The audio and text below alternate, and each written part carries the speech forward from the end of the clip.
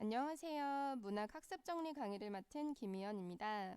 이번 시간에는 쉽게 쓰여진 시에 대해 공부하겠습니다. 이 시를 학습하기 전에 배경 지식을 채워볼까요? 먼저 작가가 누구이고 어느 시대를 살았던 사람인지 알아봅시다. 작가가 누구예요? 맞아요. 윤동주죠. 자, 그러면 윤동주는 어느 시대의 사람인지 같이 대답해 봅시다. 맞아요. 일제강점기라고 대답했나요? 잘했습니다. 윤동주는요, 1940년대 시인이었어요. 그래서 윤동주가 썼던 시에 그 시대적 배경이 부정적인 현실을 담고 있겠구나. 암담한 현실을 담고 있겠구나. 라고 염두에 두면서 시를 읽으면 조금 더 쉽게 해석할 수 있을 겁니다. 자, 그러고 두 번째. 배경 지식도 채워볼게요. 윤동주 시에는 공통적으로 나오는 구조가 있어요. 그래서 윤동주 시를 처음 본 시라고 하더라도 윤동주가 쓴 거라면 이 구조에 맞춰서 해석하면 조금 더 쉽게 볼 수 있습니다. 자, 첫 번째 단계예요. 먼저 현실 인식을 합니다. 자, 윤동주의 시에 나와 있는 그 시대적 배경, 부정적이라고 했어요? 긍정적이라고 했어요? 그래요. 부정적이라고 하죠. 자, 그래서 부정적으로 현실을 인식을 하게 됩니다. 자, 그러면 두 번째 단계로 나아가 볼게요. 부정적인 현실을 살고 있어. 그렇다면 그 현실에서 나는 과연 제대로 살고 있었는지, 올바른 삶을 살고 있는지, 떳떳한 삶을 살고 있는지 스스로를 관찰하게 됩니다. 되돌아보게 돼요. 우리 요거를 조금 어려운 말로 자아성찰이라고 합니다. 자, 나의 모습을 되돌아보니까 내가 올바르게 살고 있었나요? 떳떳하게 살고 있었나요? 그렇지 않았습니다. 나의 모습은 오히려 부끄러웠죠. 자, 그래서 자아성찰과 부끄러움을 하나의 덩어리로 묶어서 두 번째 단계로 봐주면 좋을 것 같아요. 부정적인 현실에서 나의 모습은 부끄러웠습니다.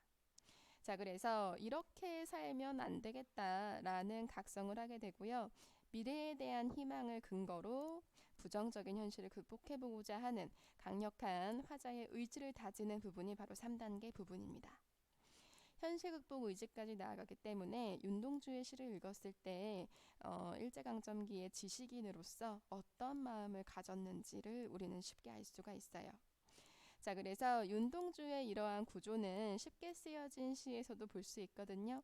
선생님이랑 같이 어떻게 이 단계를 나눌 수 있는지 공부해 보도록 할게요. 자, 교과서를 한번 펼쳐볼까요? 교과서를 보니까 10개의 연으로 이루어진 시라는 거 알 수 있습니다. 자, 여기에서 우리 단계별로 3단계 한번 구분해 보도록 할게요. 먼저 첫 번째 연과 두 번째 연 묶어보세요. 묶고 두 번째 연 다음에 밑줄로 쭉 그어볼까요? 자, 여기까지 첫 번째 단계입니다. 무슨 현실인식? 부정적인 현실인식이라는 거 확인해 볼 수 있고요. 그리고 세 번째 연부터요. 쭉 내려가서 일곱 번째 연까지 내려와 주세요. 부끄러운 일이다까지 묶어주고 그리고 밑줄로 그어주세요. 여기까지가 두 번째 단계입니다. 스스로를 되돌아보는 단계예요. 자아성찰의 단계죠. 자, 그리고 자아성찰과 더불어서 기억해 두어야 할 거.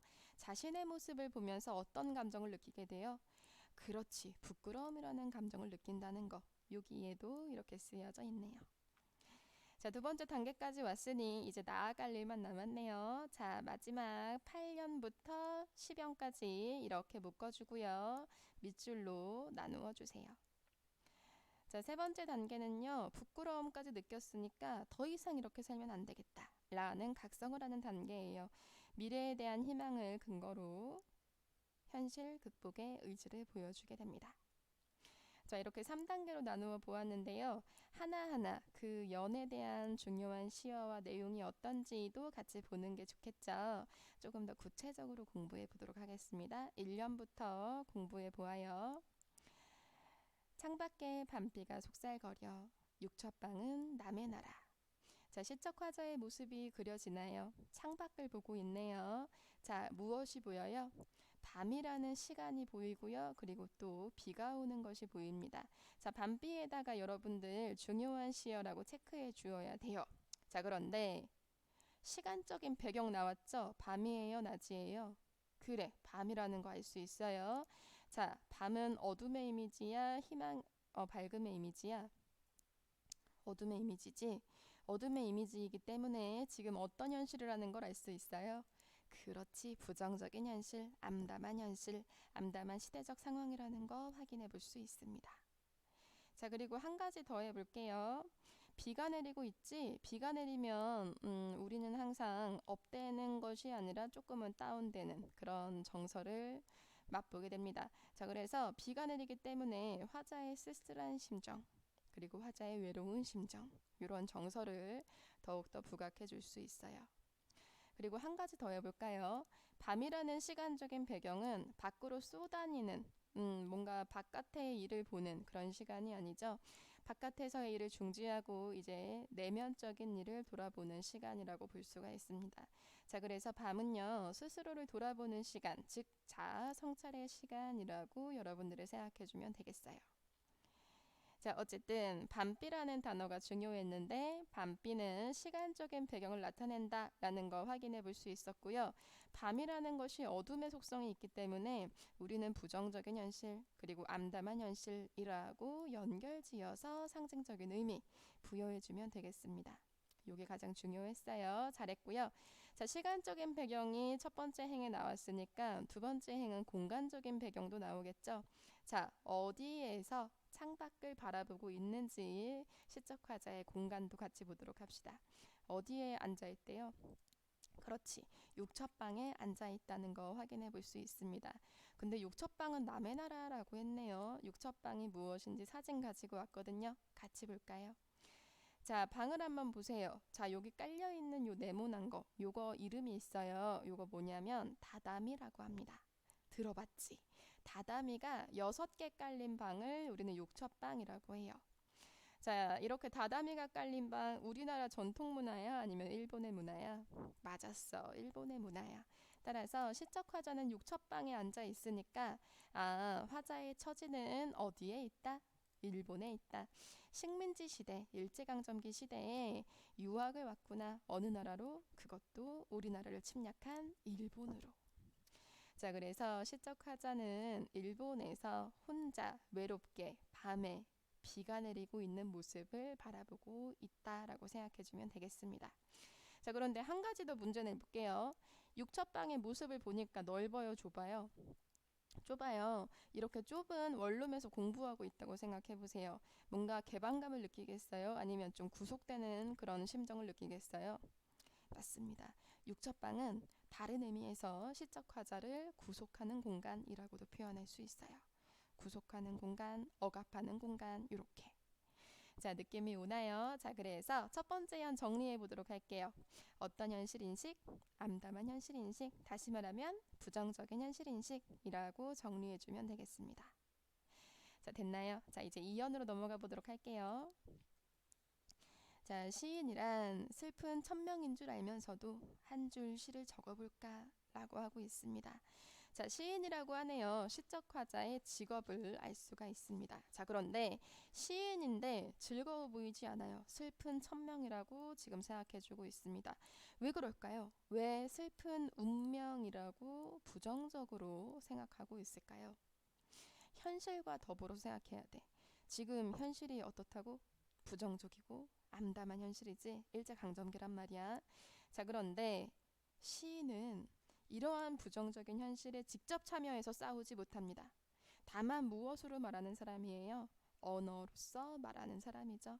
당장의 현실에 힘을 발휘할 수가 없습니다. 그래서 왜 슬픈 천명이냐면 현실적으로 당장 자신의 힘을 발휘할 수 없기 때문에 슬프다라고 인식을 하고 있는 거고요. 부당한 현실에 적극적으로 저항하지 못하는 자신의 처지를 이렇게 생각하게 되는 거죠. 자, 그렇지만 뭐 할 도리가 있을까요? 자신은 시인이기 때문에 시를 적어볼 수밖에 없습니다. 언어로서 조용히 싸우는 거예요. 자, 그런데 어떻게 싸우는지 같이 볼 건데요. 요 시인이기 때문에 시적 화자는 부정적인 현실에 내가 적극적이지 못해서 괴로운 심정, 그리고 조금은 답답한 심정을 가지고 있을 거예요. 그래서 두 번째 연은 이렇게 정리해 볼 수 있을 겁니다. 시인으로서 괴로운 심정. 우리 첫 번째 연과 두 번째 연 같이 묶었었죠. 자, 무슨 현실 인식이라고 했어요? 부정적인 현실 인식이라고 했습니다. 자, 나는 그러면 시인으로서 그리고 현실에서 지식인으로서 잘 살고 있을까요? 두 번째 단계로 나아가 보도록 할게요. 자, 세 번째 연입니다. 땀내와 사랑내 포근히 품긴 보내주신 학비 봉투를 받아 대학 노트를 끼고 늙은 교수의 강의를 들으러 간다 라고 합니다. 자, 지금 세 번째 연을 보면은 학비 봉투를 받고 있어요. 누가 보내준 봉투예요? 부모님이 보내주신 것 같습니다. 근데 그 안에는 땀 냄새도 들어있고요. 사랑 냄새도 들어있네요. 왜 이런 냄새가 들어있는 거야? 부모님의 고생이 들어가 있는 거기 때문에, 부모님의 사랑이 담겨져 있는 거기 때문에 이런 냄새가 함께 섞여 있는 봉투를 받고 있습니다. 자, 그러니까 일본 유학 시절에서 윤동주 또는 시적 화자는 자기 스스로 돈을 버는 건 아니었어요. 다만 이 학비를 부모님이 대주시는 거죠. 자, 그러면 기대에 부응해서 열심히 공부하면 좋겠는데 대학교를 다니고 있지만 누구의 강의를 들으러 가고 있어요? 늙은 교수의 강의를 들으러 가고 있습니다. 자, 그럼 생각해 볼게요. 교수님이 늙었어요. 교수님이 전해주는 지식은 오래된 걸까요? 새로운 걸까요? 당연히 오래된 거겠지. 따라서 이 늙은 교수에다가 체크를 해두고요. 이러한 지식을 우리 뭐라고 할 거냐면 현실에서는 소용이 없는, 지금 부정적인 현실을 타개해야 되잖아. 그런데 그런 현실과는 거리가 먼 옛날 지식, 그거를 조금 어렵게 말하면 구태의연한 지식이라고 합니다. 자, 모두의 부응을 받아 기대를 받고 유학을 떠났지만 새 지식을 얻으러 가긴커녕 낡은 지식을 얻고 있습니다. 자, 그러면 나에게 도움이 되는 지식일까? 아니겠지. 현실에 도움이 되는 지식일까? 그것도 아니겠지. 자, 그래서 시대 현실과는 어느 정도 거리가 있어요. 내가 유학을 갔을 때 어떤 걸 배우겠다라고 이상적으로 생각한 것과는 거리가 있죠. 그래서 시대 현실과는 거리가 있는 화자의 삶이다라고 이야기하고 있고요. 거리가 있다는 거 어려운 말로 괴리되었다라는 말로 쓸 수 있습니다. 따라서 시대 현실과 괴리된 화자의 삶이라고도 볼 수 있어요. 그러면 여러분, 이러한 현실이 부정적이라고 생각하는 거예요? 아니면 긍정적으로 생각하는 거예요? 부정적이라고 생각하죠. 하지만 부정적이라는 것을 알고 있으면서도 나는 공부를 지속하고 있습니다. 자, 이렇게 지속하고 있다는 건 떳떳하지 못하죠. 우리 이러한 삶의 태도 뭐라고 하냐면 하던 거 계속하는 삶, 안주하는 삶이라고 합니다. 안주라는 말은요, 편안한 안자에 살 주자예요. 그냥 올바르지 못한다는 것을 알면서도 현실을 바꾸는 거는 더 많은 에너지가 들어가기 때문에 그냥 굴러가는 대로 사는 거예요. 안주하는 삶이라고도 볼 수 있고요. 안주를 다른 말로 고친다면 순응한다, 순응이라고도 볼 수 있습니다. 자, 그래서 현실에 안주하고 있죠. 나는 뭔가 행동을 발휘하고 있어요? 아니, 전혀 안 하고 있어요. 행동하지 않는다는 거, 우리 요거는 무기력하다라고 이야기할 수 있습니다. 자, 그래서 사명과 사연을 같이 묶어서 우리 뭐라고 정리해 볼 수 있냐면 현실에 안주하는 삶을 살아가는 무기력한 자신을 확인할 수 있다라고 볼 수 있습니다. 지금 자기를 성찰하는 거야. 근데 자기의 모습이 안주하고 있어. 무기력해 보여. 멋있지 않지? 자, 이런 모습을 성찰하고 있다고 보면 되겠습니다. 자, 이제 그 다음 연으로 넘어가 보도록 할게요. 자, 이러면서 과거를 한번 생각해 봅니다. 생각해 보면 어린 때 동물을 하나, 둘, 죄다 잃어버리고 나는 무얼 바라 나는 다만 홀로 침전하는 것일까? 라고 이야기하고 있네요. 자, 어렸을 때 친구들이 많았는데 지금은 다 사라지고 없어졌어요. 어렸을 때는 순수하고 행복했었어. 하지만 지금은 남아있지 않죠. 자, 없어졌네. 없어졌으면 무슨 감정을 느낄까? 허무하겠지. 외롭겠지. 그거 조금 어렵게 상실감이라고 합니다. 상실감을 느끼면서 외로워하고 있어요. 자, 그래서 시적 화자인 나는 무엇을 바라는지 모르겠어. 자, 그래서 무엇을 바라고 살고 있는 것일까? 라고 선생님이 조금 덧붙여서 써봤는데요. 나의 삶이 바라고 있는 것이 무엇인지 모르는 것. 따라서 목적이 없다는 것. 생각해주면 될 것 같습니다. 자, 그래서 과거에 행복했던 거는 다 없어져 버리고요. 무얼 바라고 살고 있는지 모를 만큼 목표가 없는 삶을 살고 있습니다. 쳇바퀴 같은 삶을 살고 있는 거지, 현실에 안주하면서. 자, 그래서 나의 삶이 어떻다고 느끼냐면 홀로 침전하는 것일까라고 생각합니다. 침전이라는 말은 무슨 말이냐면 밑으로 가라앉는 걸 침전이라고 하거든요. 밑으로 가라앉고 있어요. 뭔가 발전하는 모습 없고요. 나아가는 것 같지 않고요. 나 혼자 여기에 가만히 있는 모습. 나 혼자 여기에 뒤처져서 가라앉는 모습. 뭔가 우울한 그런 모습 보여주고 있죠. 자, 이렇게 의미 없이 살고 있는 삶에 대해서 침전하는 삶이라고 보여주고 있습니다. 자, 나의 삶에 대해서 지금 잘하고 있다고 칭찬하니 아니면 자책하고 있니? 맞았어. 자책하고요. 반성하고 있다고 생각해주면 되겠습니다. 자, 그러면 중요한 게 있어요. 자, 여기에서의 나, 멋있는 나야? 좀 찌질한 나야? 찌질한 나지? 현실의 삶을 살고 있는데 올바르게 살지 못해. 떳떳하게 살지 못하고 있어요. 다만 삶에서 어떻게 살고 있냐면 안주하고 있고요.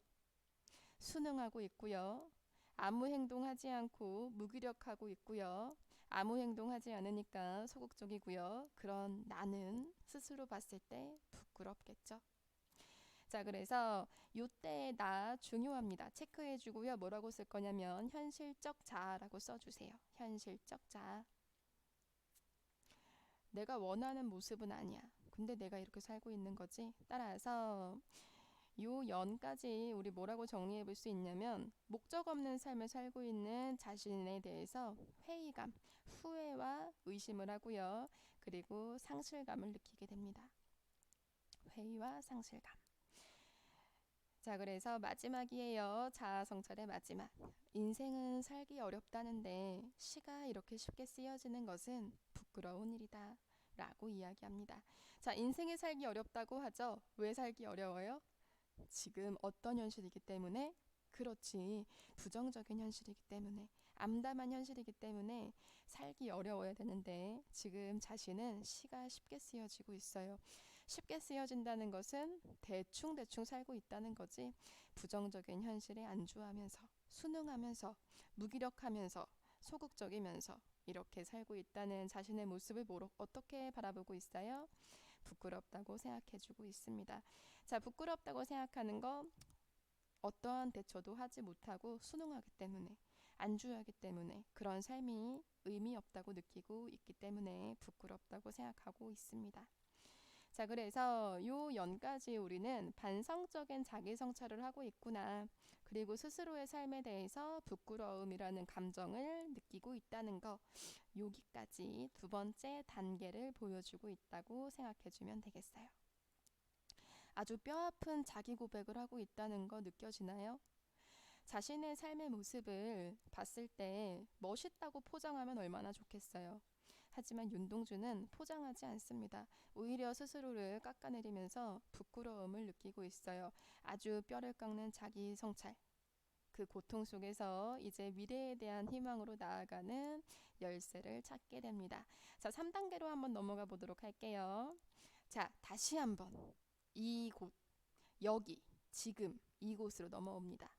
육첩방은 남의 나라. 창밖에 밤비가 속살거리는데 라고 하고 있지. 이거 근데 어디서 봤던 것 같아. 몇 연에서 봤던 것 같아요. 맞아요. 1년에서 봤던 것 같죠. 자, 1년에서 봤듯이 중요했던 단어 밤비라고 했습니다. 밤비에서 우린 어떤 현실을 알 수 있어요? 부정적인 현실, 암담한 현실, 다시 말하면 일제강점기의 상황을 볼 수가 있습니다. 자, 그런데 1년과는 약간은 달라졌죠? 어떻게 달라졌어요? 첫 번째 행과 두 번째 행이 자리 바꿈이 일어났어요.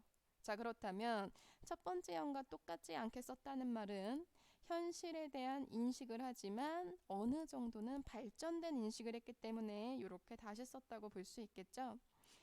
자, 밤비가 속살거리는데 1년의 변주가 보입니다. 1행과 2행의 순서가 바뀌어졌다는 거 확인할 수 있어요. 순서가 바뀌었기 때문에 다른 어조가 드러납니다. 어조라는 거는 말의 분위기거든요. 더 이상은 절망적으로 살 수 없다. 더 이상 이렇게 살 수는 없다. 라고 스스로 각성하는 부분이라고 생각해주면 될 것 같습니다. 자, 현실은 똑같아요. 부정적인 현실이죠. 하지만 무엇이 바뀌었어요? 어조가 바뀌었어요. 어조가 바뀌었다는 건 시적 화자의 마음에서 의지가 바뀌었다는 것을 보여주게 됩니다. 자, 그래서 이 부분은 중요한 부분인데요. 왜 중요하냐면 시상을 전환하기 때문이지. 시에 대한 상황을 다시 재바꿔서 이 현실을 재인식합니다. 그리고요, 스스로 깨어나는 과정, 각성하는 과정이 드러나요. 자, 그래서 현실에 대해서 재인식합니다. 부정적인 건 맞지만 무엇을 바꿔야겠다? 나의 삶의 태도를 바꿔야겠다. 라는 재인식이 드러나게 됩니다. 자, 그러면 어떻게 바꿀지 궁금하죠? 빨리 보고 싶어요. 그 다음 년 같이 보도록 할게요. 등불을 밝혀 어둠을 조금 내몰고 시대처럼 올 아침을 기다리는 최후의 나.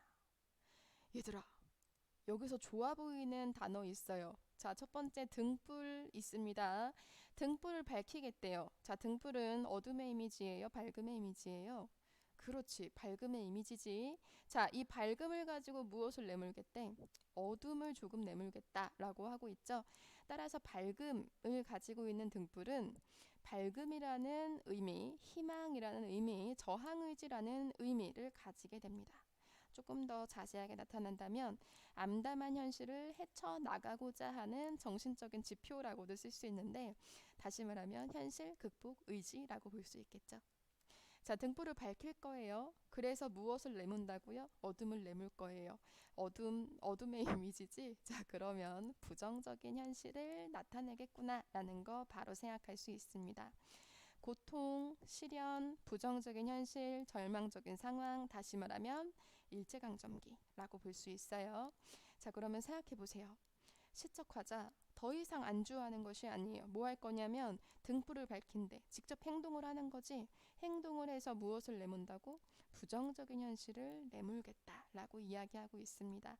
3단계에서 이야기하는 현실 극복 의지 보여요? 보이죠? 뭔가 달라진 나의 모습이 보여요. 자, 그리고요, 어둠도 내몰고요, 무엇을 또 기다릴 거예요? 시대처럼 올 아침을 기다릴 거예요. 자, 아침도 여기 같이 한번 체크해 보도록 할게요. 아침도 역시나 밝음의 이미지인가 어둠의 이미지인가? 밝음의 이미지라고 볼 수 있겠지. 그런데 여기 시대처럼 올이라는 말도 중요하거든요. 자, 시간의 흐름을 선생님의 화살표로 그려볼게요. 현재는 어둠이야, 밤이야. 그래서 달을 선생님이 그려봤어요. 자, 어둠이 있는, 달이 있는 이런 부정적인 현실이지만 시간이 흐르면 이 달은 지고 무엇이 다시 뜨나요? 그렇지, 태양이 다시 뜨겠죠. 따라서 아침이 온다는 것은 아주 자연스러운 섭리라고 볼 수 있어요. 지금 시적 화자는 어디에 있는 거야? 요 중간에 있다고 생각하는 거야. 내가 기다리면 자연스럽게 태양이 뜰 것이다. 어둠은 물러가고 아침이 올 것이다. 이거를 시대적으로 해석해 본다면 일제강점기는 끝나고 곧 광복이 올 것이다. 라고 생각해 볼 수 있습니다. 따라서 이때의 아침은요, 긍정적인 미래를 제시하고요, 새로운 세계도 제시합니다. 그리고 일제강점기라는 시대적인 현실에 부응한다면 반드시 무엇이 온다는 거? 조국의 광복이 올 거라는 것을 의미하죠. 자, 따라서 부정적인 현실에서 순응하고 안주하는 나는 더 이상 없습니다. 나는 이제 등불을 밝히는 실천적인 내가 될 거고요. 어둠을 내모는 극복을 하는 나가 될 거고요. 아침이라는 광복을 기다리는 나가 될 거예요. 자, 그래서 최후의 나라는 것을 아는 것이 중요합니다. 이 최후의 나 같이 볼게요. 등불 밝힐 거지? 어둠 내몰 거지? 아침도 기다릴 거지? 자, 그렇다면 요거는 행동을 한다는 거야? 안 한다는 거야? 그래, 능동적으로 행동을 할 거라는 거야. 자, 그러면 현실에 안주하겠다는 거야? 극복하겠다는 거야? 그치, 극복하겠다는 거죠.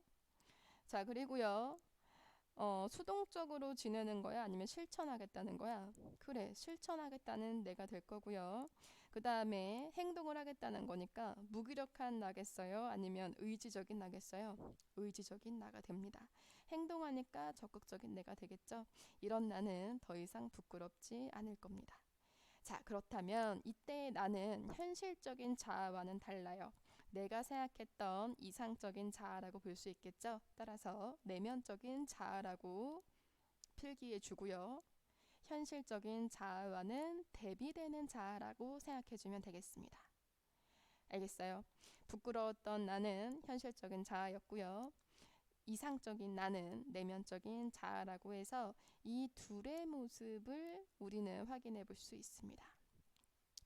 자, 그래서 이러한 최후의 나로 나는 거듭날 거예요. 멋있어졌죠? 자, 이런 최후의 나는요, 또 어떻게 할지 그 다음 부분도 같이 볼 건데요. 정리하고 넘어갈게요. 자, 현실 극복을 위해서 실천적인 삶에 대한 다짐을 해주고 있죠. 역시 3단계예요. 현실 극복 의지 아주 잘 보여집니다. 넘어갑시다. 자, 마지막이에요. 나는 나에게 작은 손을 내밀어 눈물과 위안으로 잡는 최초의 악수라고 하네요. 자, 여기서 나는 나에게 손을 내밀을 거예요. 자, 손을 내밀어서 뭐 할 거예요? 악수를 한다라고 되어 있죠. 자, 이때 나는 현실적인 자아인지 아니면 내면적인 자아인지 확인하는 게 중요합니다. 자, 손을 내밀고 있네요. 보다 능동적이죠. 능동적인 나니까 이 나는 무슨 나? 내면적인 자아. 라고 볼 수 있고요. 그 다음에 가만히 있는 나에게 손을 내밀 거지. 자, 그렇다면 이 나는 무슨 자? 현실적인 자아겠구나 라고 생각해주면 되겠습니다. 이전에는 현실적인 자아와 내면적인 자아가 일치했어요? 아니면 좀 달랐어요? 너무나도 달랐어요. 현실적인 자아는 부끄러웠고요. 내 이상적인 자아는 굉장히 적극적이었는데 이 내면적인 자아가 드러나지 않았죠. 그래서 이전에는 너무나도 달랐기 때문에 내적으로 갈등 중이었다라고 생각할 수 있거든요. 하지만 지금 이 둘이 뭐 했어?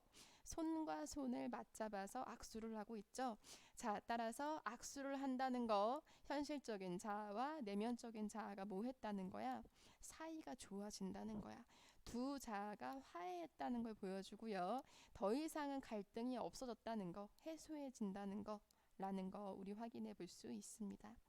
그래서 현실적인 자아는 자아 성찰을 통해서 어떻게 거듭났어요? 내면적인 자아로 거듭난다는 거 볼 수 있겠죠? 이렇게 악수를 하기까지 얼마나 힘들었니? 눈물과 위안으로 지금 잡고 있다고 하죠. 그간 얼마나 괴로웠는지를 반영해주는 시어라고 볼 수 있습니다. 자, 그래서 마지막 여는요. 두 자아의 화해와 미래에 대한 희망이 보인다 라고 정리해주면 되겠습니다. 자, 우리 여기까지 해서 시를 한번 다 살펴보았는데요. 요 시 3단계로 구분하는 게 중요하다고 했었지. 하나하나의 연을 살펴보면서 중요했던 시어들의 상징적인 의미를 알아보았는데, 자, 그렇다면 요 3단계 부분에서 어떤 정서도 같이 나와 있는지 함께 보도록 할게요. 자, 1년과 2년을 묶어서 첫 번째 단계라고 했었지. 요 단계에 현실 인식을 하는 단계라고 했습니다. 어떻게 현실 인식했어요? 부정적으로 현실 인식했습니다. 자, 그래서 어떤 감정이 드러나게 되는지 써볼까요? 절망이라는 현실, 절망이라는 감정을 여러분들이 확인해 볼 수 있습니다. 왜냐하면 일제강점기에 나 혼자 남의 나라에 와 있기 때문에. 심지어 나는 슬프다는 시인이기 때문에 아무것도 할 수가 없었죠. 자, 그래서 이러한 현실에서 나는 제대로 살고 있는지 두 번째 단계에서 성찰을 합니다. 자, 이렇게 세 번째, 네 번째, 다섯, 여섯, 일곱 번째 연까지 같이 묶어보았습니다. 자, 두 번째 단계였지? 뭐 하고 있었어요? 자아 성찰을 하고 있었어요. 자, 그런데 나의 모습이 어때요? 무기력했고 안주했고 수능했고 아주 소극적이었지. 그런 자신에 대해서 어떤 마음 가지고 있었어요? 부끄러움이라는 마음 가지게 되었어요. 자, 그래서 무기력했던 나를 바라보면서 부끄러움이라는 감정을 느끼게 되었었지. 자, 하지만 이러한 나로 계속 살아갈 순 없었습니다. 마지막이에요. 육첩방은 남의 나라, 창밖에 밤비가 속살거리는데 1년과 비슷해 보이지만 완전히 달랐지. 현실에 대해서 인식하지만 현실은 부정적이라고 똑같아도 무엇이 달라졌어요? 나의 태도가 달라졌어요. 따라서 시상에 무엇이 일어난다? 그렇지, 전환이 일어난다 라는 거 확인해주고, 9번째 연과 10번째 연에서는 등불을 밝힐 거고요. 아침을 기다릴 거예요. 이런 나 행동력이 있네요. 그래서 실천적이고요. 적극적이고요. 무기력하지 않습니다. 자, 그리고요. 손을 내밀어서 악수를 할 거죠. 이런 나는 현실에 대한 극복에 대해 의지를 가지고 있습니다. 현실적 자아와 내면적 자아의 갈등을 해소하게 되고요. 화해하게 되었죠. 이것은 무엇에 대한 기반이 있기 때문에 가능한 거였어요. 미래에 대한 희망이 있기 때문에 가능한 거였습니다. 광복, 반드시 올 거라는 그 희망 때문에 가능했다고 볼 수 있어요. 자, 여기에서 나타나는 감정 같이 볼까요? 현실 극복 의지가 있었으니까 의지 보여주면 되고요. 그 다음에 미래에 대한 희망도 같이 여러분들이 체크해주면 되겠습니다. 여기까지 쉽게 쓰여진 시에 대해서 공부해 보았어요. 여러분 빈칸 프린트 쉽게 채울 수 있을 거고요. 요거 기본으로 해서 우리 이제 문제풀이로 넘어가 보도록 할게요. 여러분 수고했습니다.